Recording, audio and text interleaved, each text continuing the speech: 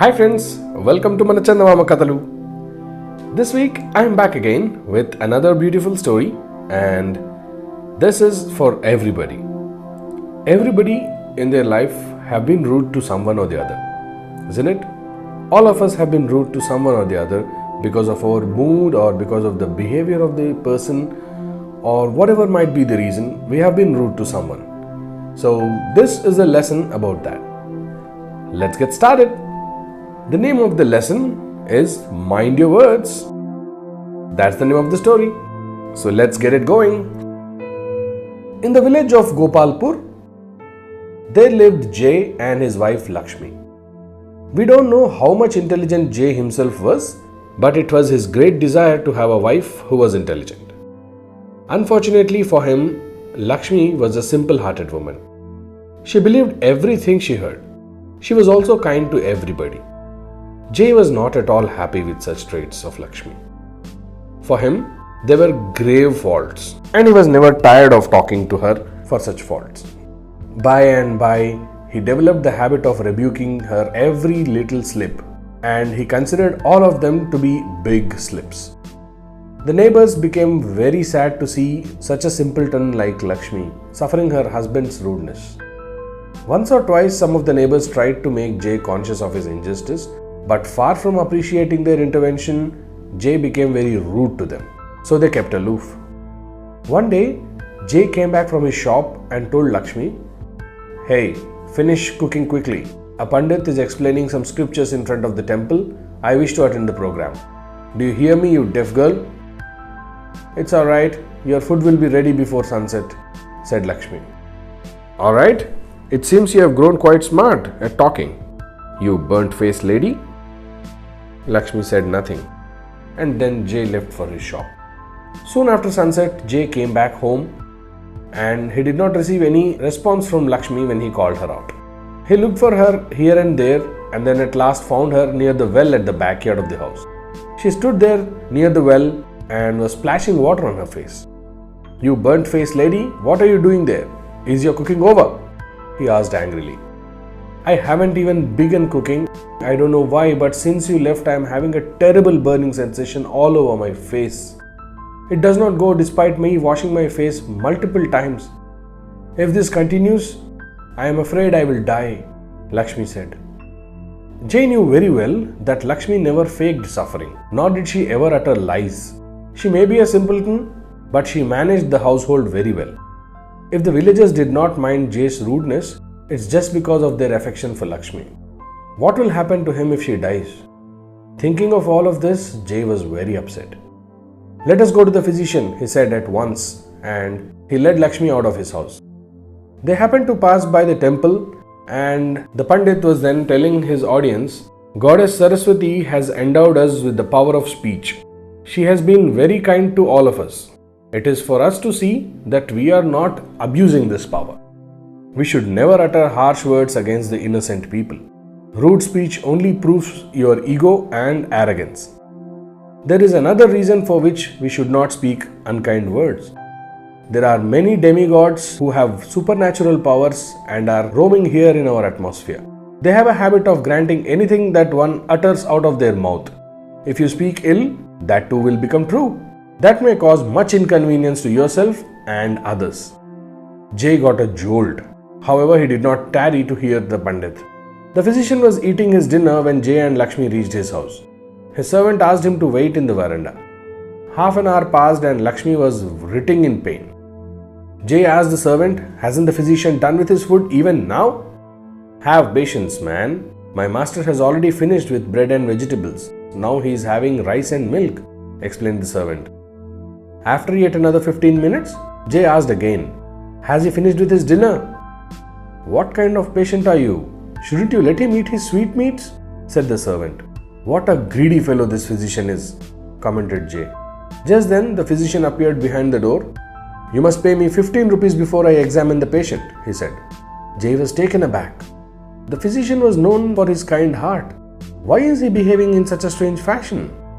He always treated the patient first and then asked for fee. Why does he demand the money in advance now? Jay ran along the road to see if he could find someone to borrow some money.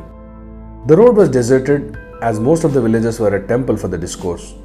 However, he saw Prabhakar, who was a wealthy young man and who went seldom out without money in his pocket. "Prabhakar, can you lend me some money?" he asked. "I'm sorry, brother, I have no money on me just now," Prabhakar apologized. "You are a bandit," commented Jay in anger.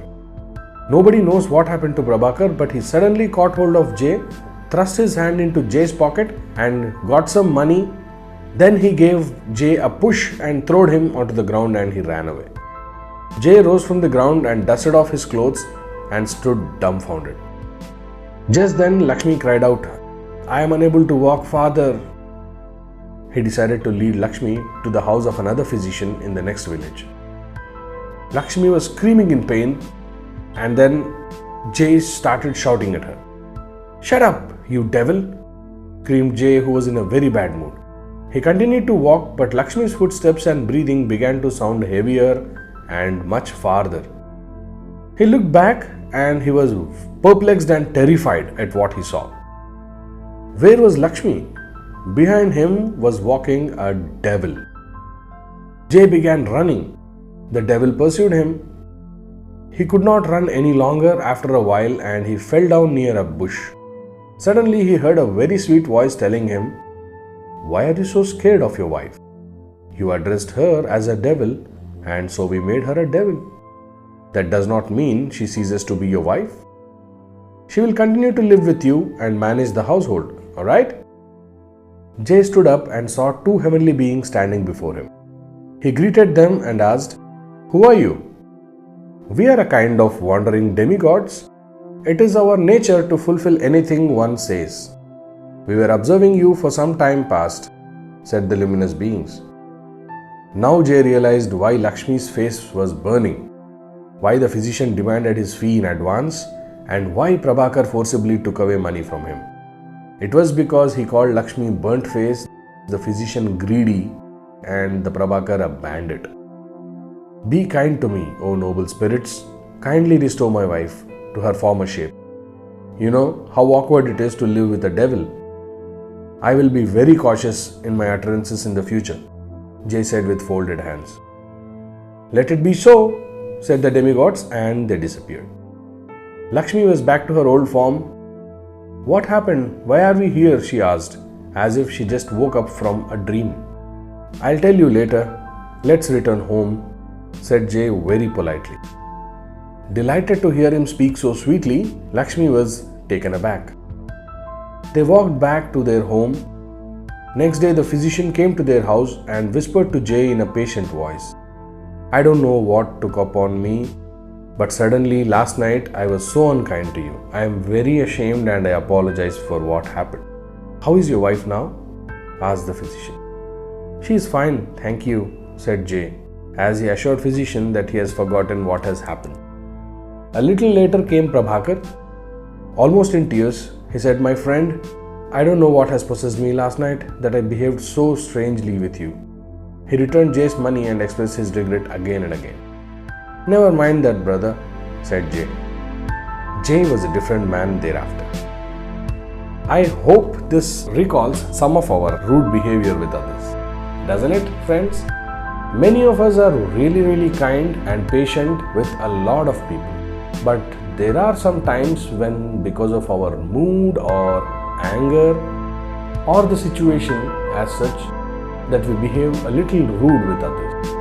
We might not realize how rude it was, but if a soft-hearted person gets to hear such rude words, they make a long-lasting impression on him. I believe there's no need of demigods to show us what will happen because of our rude mouth.